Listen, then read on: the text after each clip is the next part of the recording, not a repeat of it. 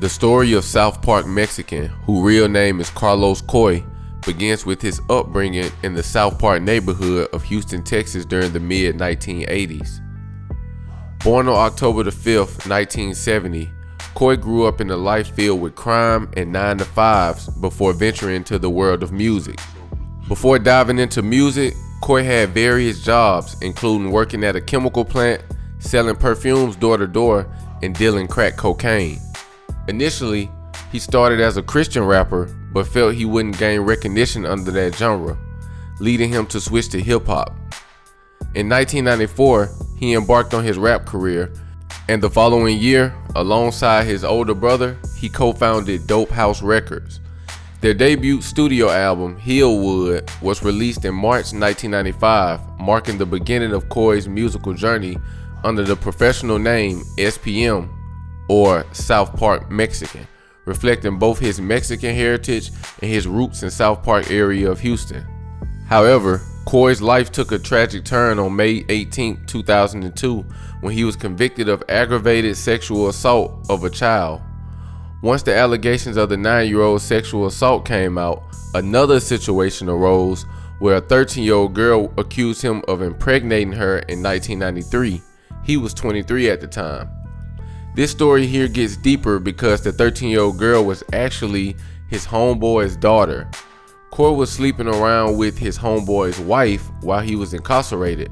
The 13-year-old girl would spend the night at Coy's house for sleepovers with Coy's daughter.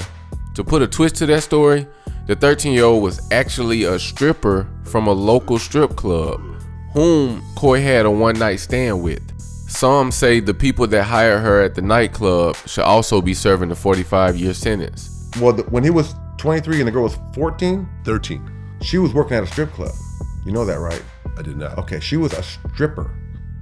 You can't be a stripper. She was a 13-year-old stripper. You can't. So whoever hired her she had her some ID or something. She was a stripper. It's all documented. She was a stripper. If you really look into it, she was a stripper. He has a one-night stand with her, and that's what happened. So when you go to a strip club, and they're stripping, you have to assume that they're 18. You have to assume you can't be a stripper unless you're 18. Right, but you can't tell a 13-year-old from an 18-year-old? I can. I don't know their situation. He was 23. I wasn't there. This was way before I even got there. Right. That's what my biggest question was. Like, you couldn't tell? And I don't know how a drunk, horny motherfucker would tell if she's stripping, you know what I mean? But I know I could tell. But he had a baby.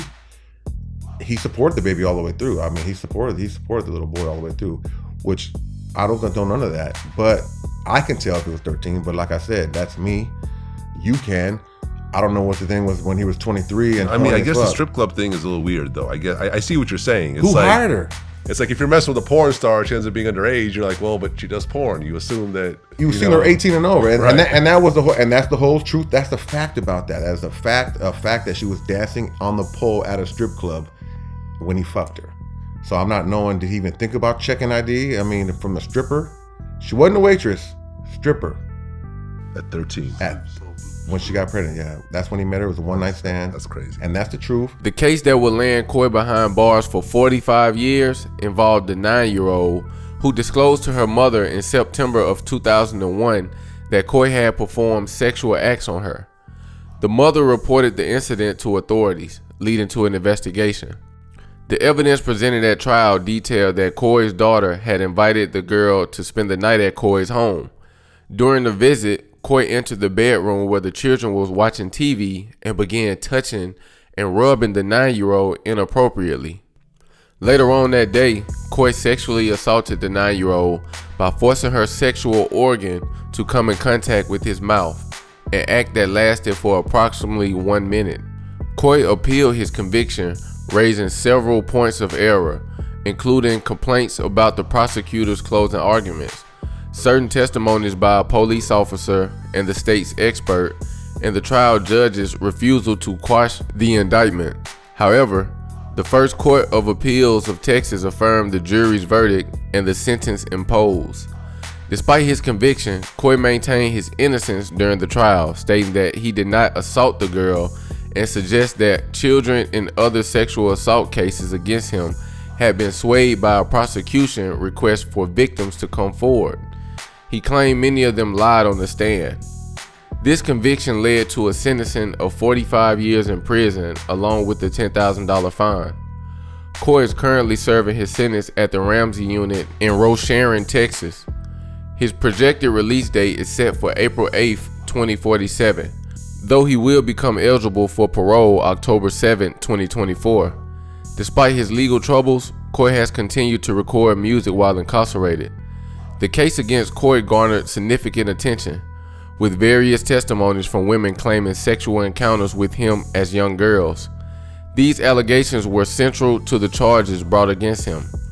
Following his conviction, protests erupted outside the courtroom, with some supporters arguing for his innocence and questioning the fairness of the trial process. The family of one victim was awarded $25,000, highlighting the impact of the case beyond the criminal justice system.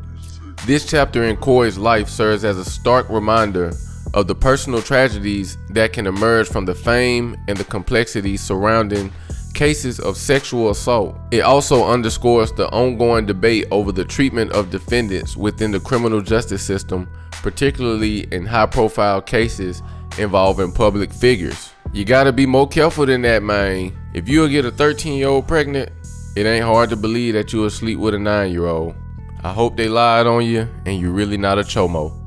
Peace.